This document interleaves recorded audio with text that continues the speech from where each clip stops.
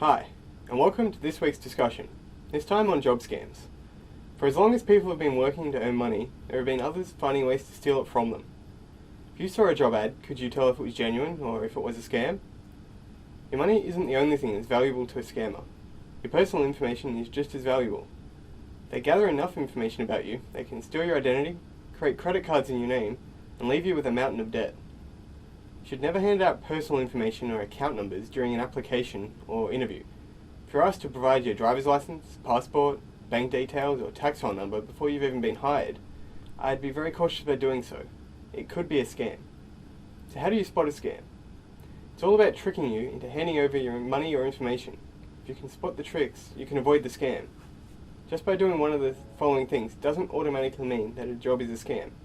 But these are all common things that you see from scammers, so just be aware of them. Scammers come from all countries, and English isn't everyone's first language.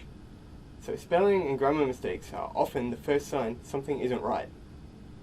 Companies go to a lot of effort to find the best people, so they aren't going to put out an advertisement that looks unprofessional with a lot of mistakes in it.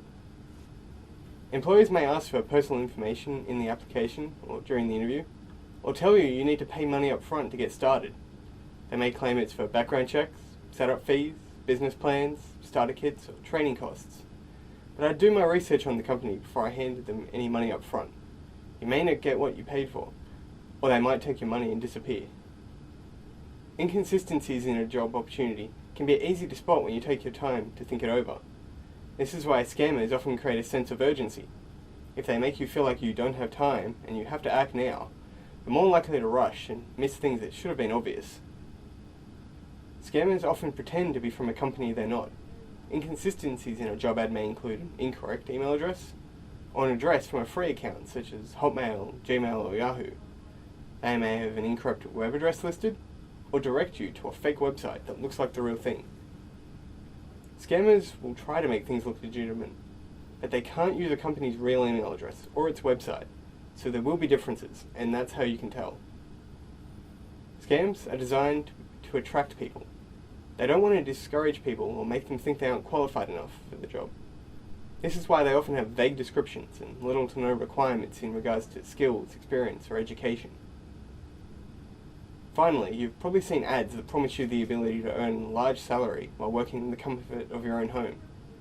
A great opportunity to invest in a new business, or the ability to start your own business. This exploits people's desire for a lot of money with very little work required. A lot of people want the chance to earn lots of money, but the only people that win in these scenarios are the scammers. So, what can you do to protect yourself from a scam? Don't accept a job offer verbally. Get it in writing. Without written evidence, it can be difficult to prove anything. Be careful of who you give your private information to, and be careful of companies asking you to pay money up front to get started. Don't feel pressured or rushed to make an on-the-spot decision. If the employer wants you, they'll wait for you to look the offer over. Be skeptical of job opportunities you receive out of the blue from people or companies you don't know or haven't been in contact with. Also, be aware of people that offer you the job based off your resume. You may have a strong resume, but an employer isn't going to hire you without at least asking you some questions first.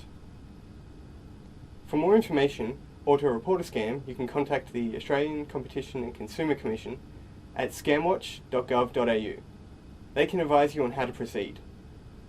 As always, if you want any of the information talked about in this video, check out the article on Let's Get Working, which contains everything we discussed. If you have any questions, feel free to leave me a comment on YouTube, Facebook, or the Let's Get Working website, and I'll get back to you. Until next time, have a good day.